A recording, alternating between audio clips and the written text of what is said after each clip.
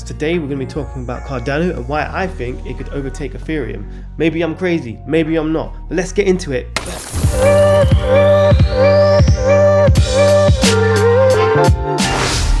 What's up guys, my name is Aaron and this is US Crypto. I hope everybody's doing well out there. So why am I talking about Cardano versus Ethereum? I'm sure loads of people have spoken about this, but one thing I think that people are not addressing is that Cardano is a proof of stake blockchain, right? And Ethereum wasn't, it was a proof of work. But now, what have they done? They've gone into proof of stake.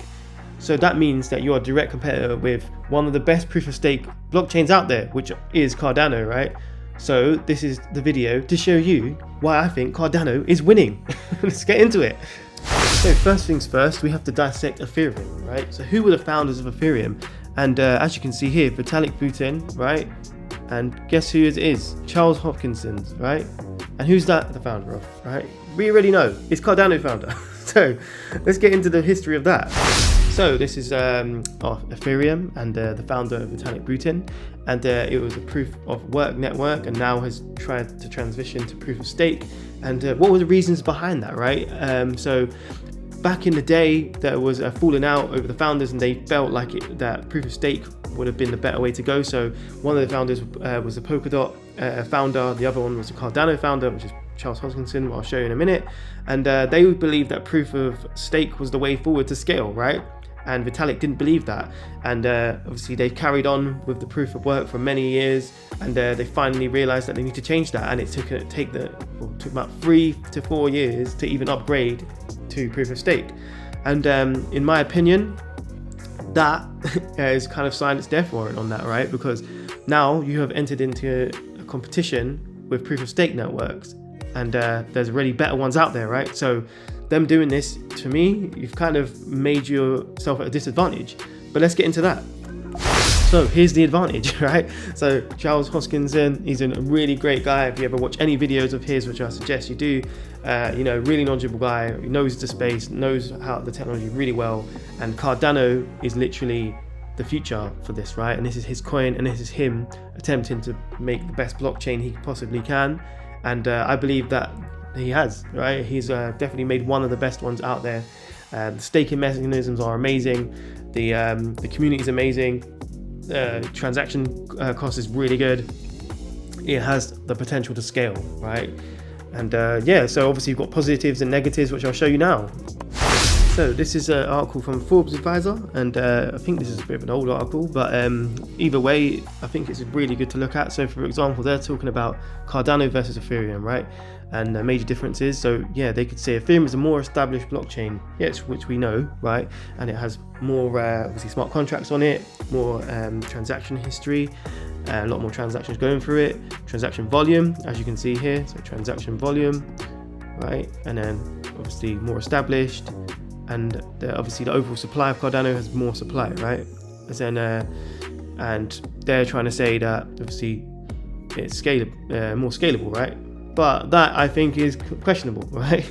So what are the advantages, right? So the advantage of Cardano is a strong backing. Obviously IOHK backs it, and has a lot of investment behind it, has a massive community, lower costs and energy usage. So obviously in terms of scaling, we already know this is better, right?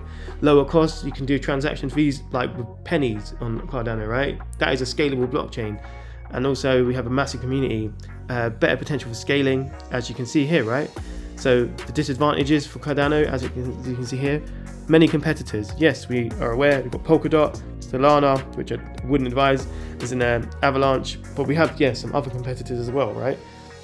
Unfinished product, as they say, but it is finished now, right? We're definitely growing, it's carrying on. And then if you want to do the debate between Ethereum and Cardano, so what's unfinished, right?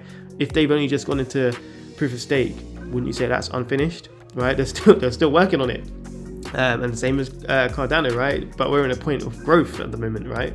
So and then they could say less demand, but I think this will change. And you know what? I think I'm going to show you a chart where I think this will definitely change. Let's get into that. So what is this? So this is Google, right? Showing you how Google has ranked over the years, right? So, and it's going up and up, and obviously went from 5th to 4th, and this was year 2000, right? Q3. And then we're obviously tracking it from year 2000, and the time goes past, and if we can put Cardano in this place, right? So obviously we were like 8th now, or 5th biggest blockchain, and the user experience for its users is what will win overall. This is QX Crypto. We're going to talk about user experience, right? And I think that is what overall makes everyone win, right? So now we're at 2002, only 2 years later, and what do we see?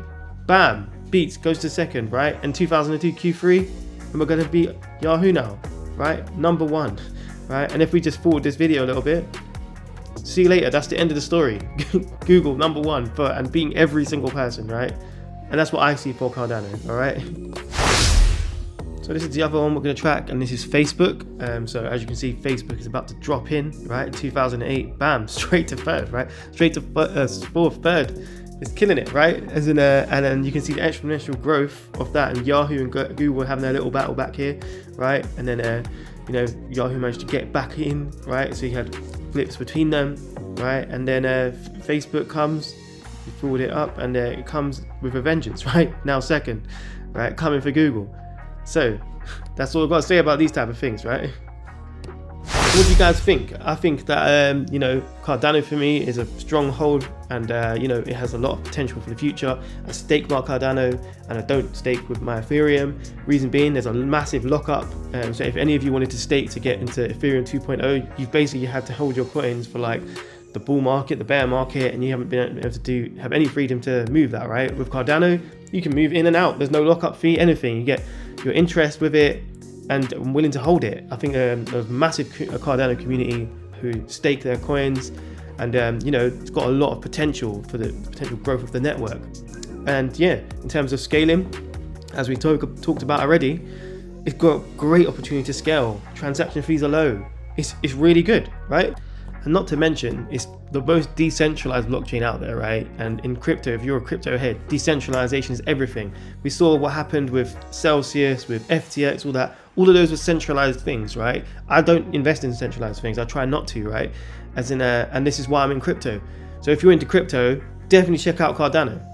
So I hope you enjoyed that video, and you know, if you liked it, give me a like. If you want to subscribe, then subscribe. Got loads more content like this, and yeah, let me know what you actually think below. I'd love to know if you think Ethereum is, you know, the one bossing it, or Cardano. Let me know below. All right, and now, you know, it's not over for me, right? I'll see you at the top.